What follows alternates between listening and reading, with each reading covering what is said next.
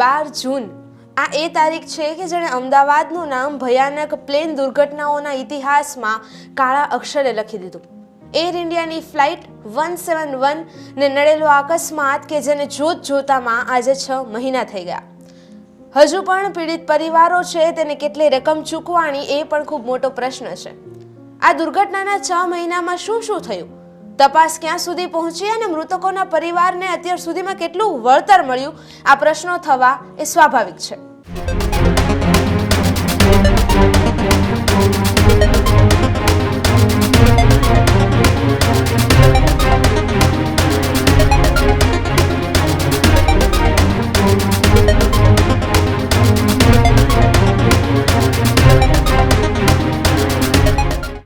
જૂનના રોજ એર ઇન્ડિયાની ફ્લાઇટ AI-171 એ અમદાવાદથી લંડન જઈ રહી હતી અને ત્યારે વિમાન ક્રેશ થઈ જાય છે, જેમાં 230 મુસાફરો હતા અને આ મુસાફરોમાં 169 ભારતીય, 53 બ્રિટિશ, 7 પોર્ટુગીઝ અને 1 કેનેડિયન નાગરિક પણ હતો અને વધુમાં અહીંયા 12 ક્રૂ મેમ્બર્સનો પણ આમાં સમાવેશ થાય છે.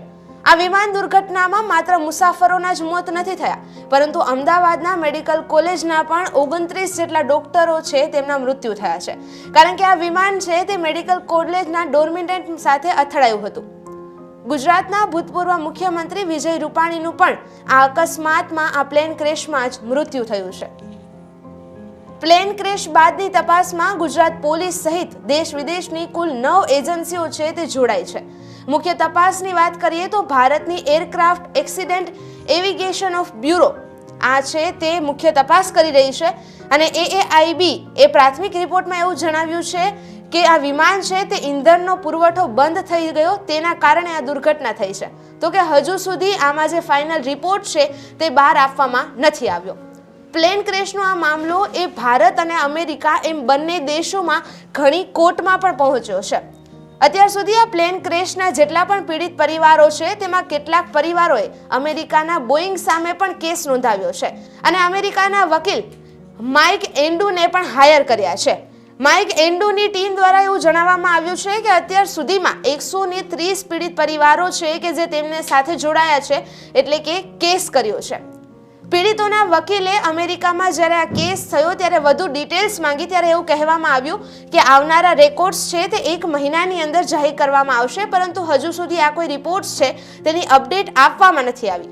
હવે વિદેશના ઘણા એવા રિપોર્ટ્સ છે કે જેમાં આ ઘટનામાં એવું કહેવામાં આવે છે કે આમાં પાયલટ છે તેમની ભૂલ હતી અને આ કારણે જ સુપ્રીમ કોર્ટમાં પણ આ ઘટનાનો મુદ્દો છે તે ચાલે છે. હવે દુર્ઘટનામાં મૃત્યુ પામેલા કેપ્ટન સુમિત છે તેમના 91 વર્ષીય પિતા પુષ્કર રાજ છે અને સાથે સાથે FIP છે તેઓ સુપ્રીમ કોર્ટમાં અરજી દાખલ કરે છે અને આ કેસને સ્વતંત્ર તપાસની માંગ કરે છે.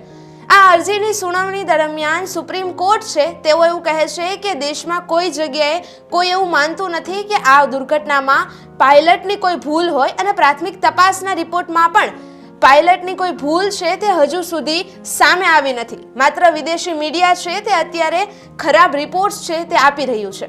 પ્લેનમાં 229 મુસાફરો ઉપરાંત 12 ક્રૂ મેમ્બર્સ અને એ સિવાયના પણ પ્લેન ક્રેશ વખતે 19 લોકો જે જમીન પર હતા તેમના મૃત્યુ થયા છે.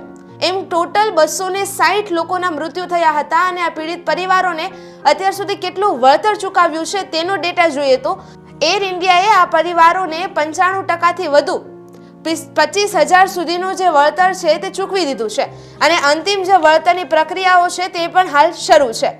હવે જ્યારે આ દુર્ઘટના થઈ ત્યારે ટાટા ગ્રુપ પણ મદદ માટે અહીંયા આવ્યું હતું અને ટાટા ગ્રુપે 500 કરોડ છે તે આ ફાળવ્યા હતા અને આ 500 કરોડમાંથી મૃત્યુ પામેલા જેટલા પણ પરિવારો છે તેમાં 1-1 કરોડ રૂપિયા આપવામાં આવ્યા અને ત્યારબાદ જેટલા પણ વધવાના જે પૈસા છે, જેટલા કરોડ વધશે તે આવનારા સમયમાં લાંબા ગાળાના સપોર્ટ માટે વપરાશ કરવામાં આવશે. એટલે કે જેટલા લોકોના મૃત્યુ થયા છે તેમના પરિવારમાં જો કોઈ બાળક હોય તો તેના ભણતર માટે અને ખાસ કરીને જો વૃદ્ધ માતા પિતા હોય તો તેના આગળ સંભાળ લેવા માટે આ પૈસા છે તેનો વપરાશ કરવામાં આવશે.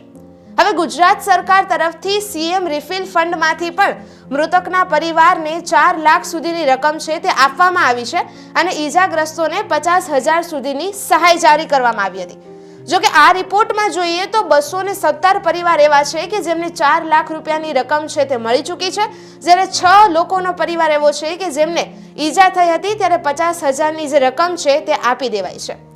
આ હતા એ સમગ્ર ડેટા, સમગ્ર એનાલિસિસ કે જેમાં આપણે વાત કરી કે આ જે દુર્ઘટના છે કે જેને આજે 6 મહિના થઈ ગયા તેનો કેસ છે તે ક્યાં સુધી પહોંચ્યો છે અને પરિવારોને મદદ મળી છે કે કેમ. પરંતુ સત્ય હકીકત તો એ છે કે આ ગોઝારી ઘટનાને, આ કાળા દિવસને અમદાવાદના લોકો ક્યારેય ભૂલી નહીં શકે.